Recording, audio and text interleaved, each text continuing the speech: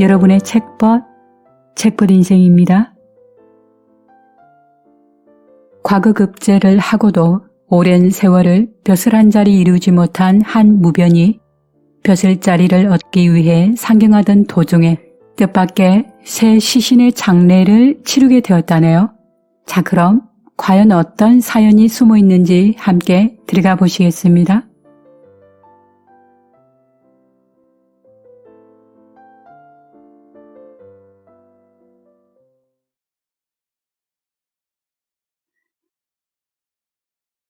젊어서 무과에 급제한 한 무변이 호남 땅에 살고 있었다.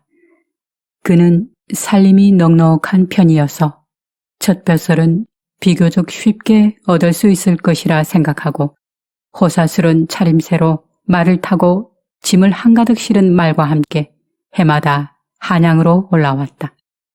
그러나 떠돌이패에 속아서 손해를 보거나 교활한 무리에게 사기를 당하는 등 헛고생만 하고 큰 성과를 얻지 못했다. 이런 생활로 집안의 가사는 조금씩 줄었고 심지어는 논밭까지 팔게 되었다.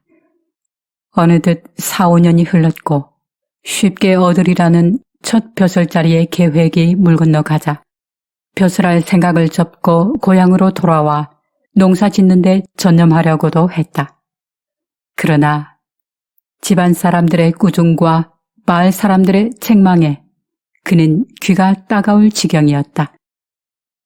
성금의 재산 탕진으로도 벼슬 한 자리를 얻지 못했다는 이유였다. 한편으로는 부끄럽고 또 한편으로는 분통이 터진 무변은 남은 논밭을 모두 팔아 엽전 수백 뭉치를 만들어 말에 싣고서 한양으로 떠났다. 벼슬 계획을 잘 세워서 이번에도 만약 벼슬을 얻지 못하면 객점에서 늙어 죽을 지언정 집으로 결코 돌아가지 않으리라 스스로 맹세하였다. 충청도 경계에 이르렀을 때 날은 저물고 점사까지 가려면 아직 멀었는데 한 조각 먹구름이 일어나더니 순식간에 폭우를 뿌리고 천둥과 번개가 시작되었다.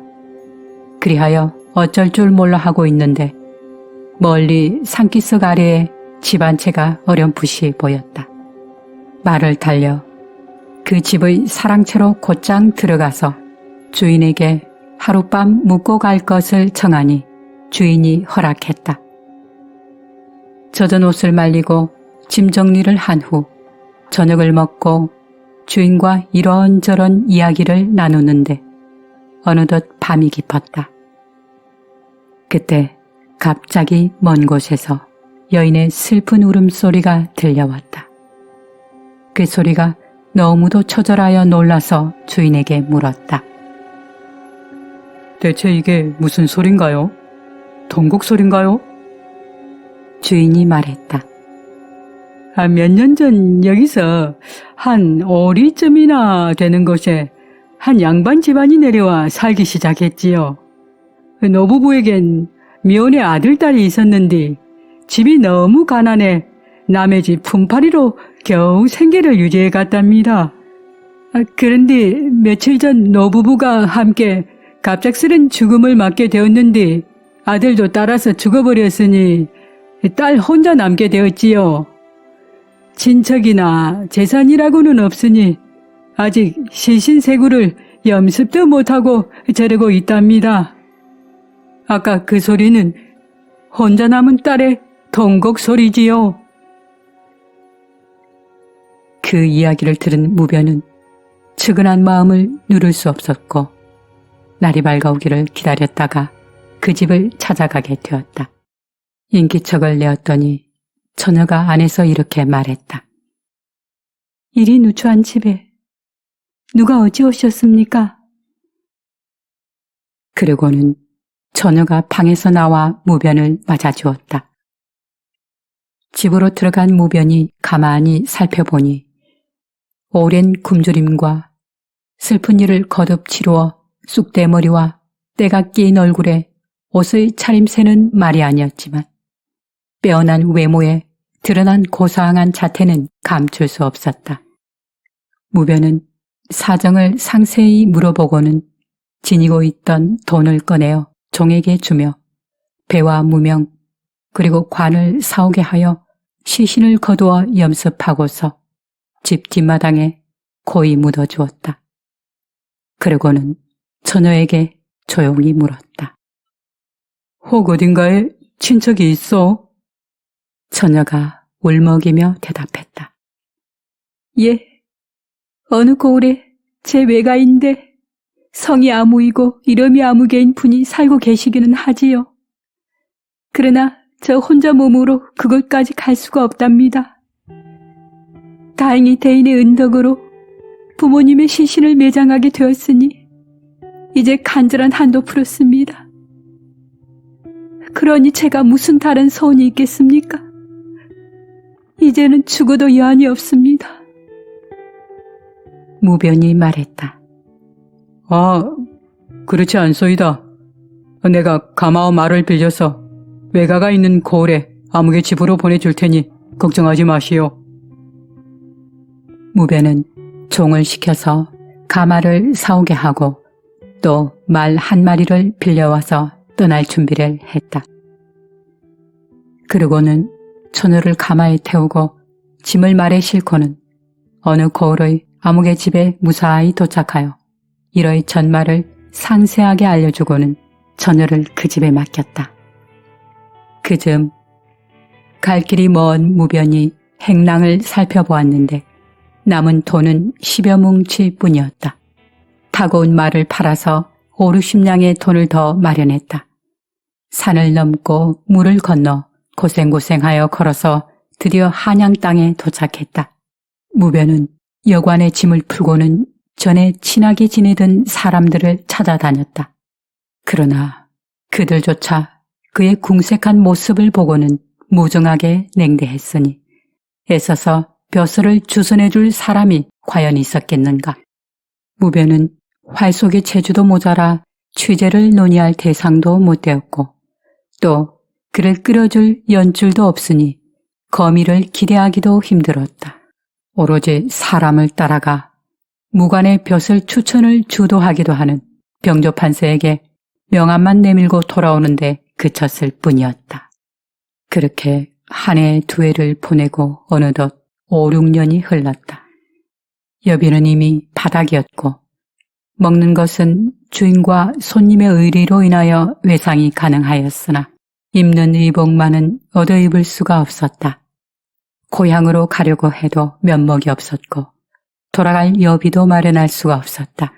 그야말로 이러지도 저러지도 못하는 꼴이라 진퇴유곡에서 빠져나올 길이 없었다. 마지막이라는 생각으로 한 번 더 병조판서를 직접 뵙고 억울한 사정을 아뢰고자 했으나 때마침 사정이 생겨 명함조차 받아주질 않으니 암담할 뿐이었다. 그때 팔순을 넘긴 병조판서의 아버지 동지공이 아직도 왕성한 기력으로 뒷사랑채에 계시다는 소문을 들었다. 궁지에 몰려 돌아갈 곳이 없는 무변은 급기야 그 노인과 만날 계책을 세웠다. 그러나 아랫사람들이 엄하게 문을 지키고 있고 왕래하는 길이 서로 어긋나 하루 종일 주위를 방황했지만 역시 허탕이었다. 날이 어두워지고 집안의 뜰이 고요해지기를 기다렸다. 그리고 사람들이 모두 사라진 것을 확인한 후 잽싸게 대문 안에 빈 행랑에 몸을 숨겼다. 그러나 노인이 거처하는 방은 사랑채의 깊은 곳에 있어 그곳으로 가는 길조차 알 수가 없었다. 불안한 마음으로 몰래 살피니 그리 높아 보이지 않는 새로 지은 담이 하나 있었다. 이미 활시위에 건 화살을 쏘지 않을 수 없다는 생각에 전신의 힘으로 몸을 날려 담장을 뛰어넘었다. 어두웠지만 언뜻 보니 그곳이 바로 노인이 거처하는 사랑채였다. 촛불 켜진 방 안은 밝았으나 인기척이 없어 적막했다. 때는 삼경이라 어스름한 달빛이 마당을 비추고 있었다. 무변이 깊고 어두운 곳에 몸을 숨기고 엎드려 살피고 있을 그때였다. 방문이 열리는 소리와 함께 얼굴이 건장해 보이는 백발 노인이 지팡이를 짚고 마당에 내려와서는 어슬렁거리며 배회하는 모습이 보였다. 그가 병조 판서의 아버지 동자공이 틀림없다고 판단한 무변은 벼랑간 뛰쳐나가 마당에 엎드렸다. 순간 뜻밖의 그와 맞닥뜨리게 된 노인이 깜짝 놀라 물었다. 뭐하는 사람이냐? 무슨 까닭으로 여기까지 왔느냐? 필시 좀 도둑이렸다. 마당가에 엎드린 무변이 답했다. 소인은 전라도 어느 읍에 살며 무과에 급제하고도 아직 벼슬길에 오르지 못한 아무개입니다. 몇 년 전에 과거에 급제하였지만 아직 촌록도 한번 받아보지 못하였고 한양길을 오가느라 가산만 탕진했답니다.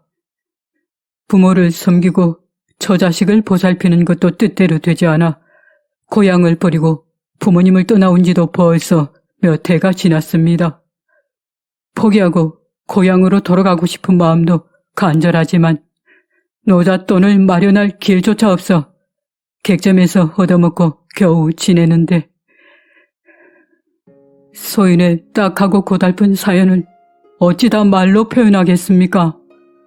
소인은 대감이 자리에 오르신 뒤로 누명을 써서 억울하거나 오래도록 벼슬길에 오르지 못한 사람들에게 공도를 크게 넓혀 모두 구제해 주셨다고 들었습니다. 그래서 소인도 일단 사정을 하소연해 보려 했지만 문을 매우 엄하게 지키고 있으니 명함을 드릴 수도 없어 주의를 배회한 지가 벌써 며칠이나 되었습니다. 소인의 사정이 절박한지라 천번만번 죽어 마땅할 계획을 세워 감히 담을 넘고 들어와 몸을 보이는 일을 저질렀으니 죽을 죄를 지었습니다. 정말 큰 죄를 지었사오니 죽이시든지 살리시든지 소인은 오로지 명을 기다릴 따름입니다. 노인은 입을 다물지 못한 채로 유심히 듣고는 웃으면서 말했다. 자네 내 아이를 만나려고 왔구만. 그런데 지금은 깊은 밤이라 여기서 나갈 수 없으니 우선 나를 따라오게나. 노인의 요청대로 무변은 그의 방을 따라 들어갔다. 전부터 잠이 없어 밤을 보내기가 무척 어려웠던 노인이 무료함을 달래려 나왔다가 뜻밖의 무변을 만나게 된 것이었다. 노인은 무변의 내력과 가문에 대한 이런저런 질문을 하였고 한바탕 이야기가 끝나자 술과 음식을 대접했다. 어느덧 날이 밝아왔고 무변은 인사를 하고 물러나려는 마음으로 노인에게 말했다. 가끔 들러서 모시고 싶지만 출입이 무척 삼엄하여 제 마음처럼은 안 되겠습니다. 노인이 말했다. 왜 자꾸 나가려 하는가? 다른 방도도 있건만 나는 구석의 뒷방에 있는지라 옆에 사람이 없어 하루 종일 적막함을 견디기가 정말 힘드네. 마침 이곳에 작은 방이 하나 있으니 여기에서 며칠 머물면서 소일하는 것은 어떻겠나? 노인의 말에 무변은 속으로 날아갈 듯 매우 기뻤지만 일부러 불안하고 불편해하는 모습을 보였다. 그러자 노인은 더욱 간곡히 있어주기를 원했다. 그날부터 무변은 바둑을 두기도 하고 장기도 두며 그곳에서 먹고 자며 머물렀다. 병조 판서가 왔을 때는 잠시 다른 방으로 피해 있게 하였고 밤낮으로 모시고 앉아서 옛 이야기를 들려주기도 하는 등 말벗으로 함께했다. 그러던 어느 날 노인이 물었다. 자네는 한양과 지방 여기저기를 바쁘게 오갔으니 필시 많은 것을 겪었을 것이고 또 보고 들은 것 또한 많았을 터인데 그 이야기를 한번 들어보고 싶네 그려. 그러자 무변은 과거 급제를 하고 나서부터 벼슬을 얻고자 논밭을 팔았던 일 등을 상세하게 일일이 들려주었다.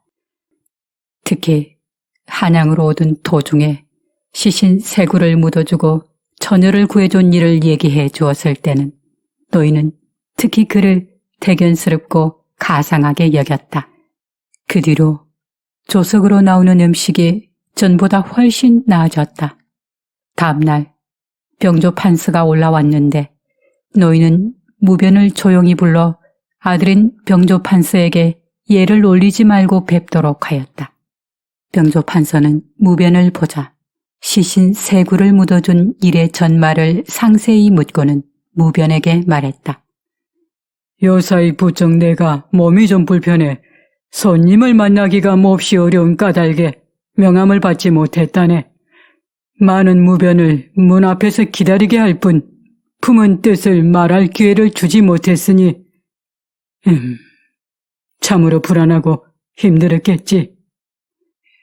그대는 비록 초면이지만 구명과 같으니 이제부터는 편하게 나를 만나게나. 병조 판서의 그 말에 무변은 황송해서 감히 그럴 수는 없다고 하였다. 며칠 뒤 노인이 무변에게 말했다.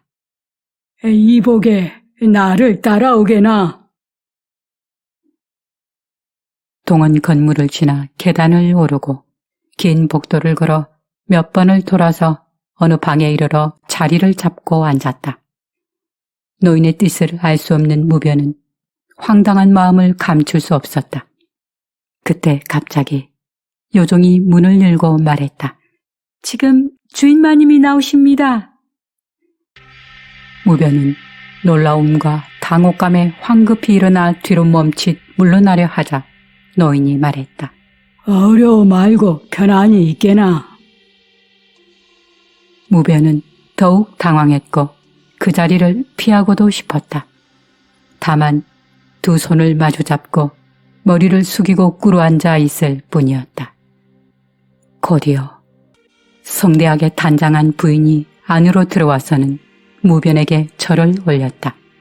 무변은 더욱더 두렵고 황송한 나머지 어찌할 바를 몰랐다. 갈팡질팡하며 일어나 담내에 절을 올렸을 뿐 감히 눈으로 쳐다볼 수가 없었다. 부인이 말했다. 대인께서는 소녀를 모르시겠는지요? 아무년 아무군에서 있었던 일을 기억하지 못하십니까? 그때 대인의 은덕으로 부모님의 시신을 안장할 수 있었고 소녀의 몸도 재생의 길을 찾았으니 깊은 은혜를 새겨두고 있지 않았습니다. 그때는 어린 나이라 생각이 두루 미치지 못하여 대인의 성함과 거주지를 알아두지 못했지요. 언제나 보답하고픈 마음이 들었지만 대인이 계신 곳과 성함을 알 길이 없으니 보온을 못하고 은혜를 저버린 소녀의 허물이 참으로 컸습니다. 다행히도 하늘이 도와 좋은 기회를 내려주셔서 이 기이한 만남이 이루어졌군요. 이제는 조금이나마 은혜를 보답할 수 있게 되었으니 이제는 죽어도 눈을 감을 수 있겠습니다. 이 말을 들은 무변은 비로소 깨달았다. 부인은 몇 년 전 아무군의 바로 그 처녀였던 것이다. 병조 판서는 아내를 잃고 몇 해가 지난 뒤 아내를 호남에서 맞았는데 바로 그 처녀였다. 처녀는 시집오고 나서부터 집안 사람들에게 늘 그 일을 얘기했지만 그 사람이 어디 사는 누구인지 몰라 보답할 길이 없음을 늘 한스러워했던 것이다. 병조 판서와 부친인 동지공은 익히 그 이야기를 듣고 그의 높은 기상에 감탄하던 차에 무변의 이야기를 들으니 마치 부절처럼 꼭 맞았던 것이다. 그래서 그 일을 부인에게 전하자 은인을 대접하기 위해 나와서 절을 하였던 것이다. 그때부터 무변은 훨씬 좋은 음식과 옷으로 더 풍성한 대접을 받았다. 또한 담장을 사이로 두고 집 한 채를 사들여 무변으로 하여금 고향의 가족들을 데려와 함께 살게 하였다. 그리고 가산과 노비도 모두 마련해 주었다. 무변이 베푼 음덕은 나라에 보고되어 마침내 선정관을 제수했다. 병조 판서는 만나는 사람들이나 지인들에게 이 이야기를 해주었으니 조정의 재상이나 사람들이 감탄과 칭찬을 하지 않은 이가 없었다. 조정의 재상들이 무변을 추천하니 차츰 승진해 마침내 벼슬이 아장에까지 이르렀다고 전해진다.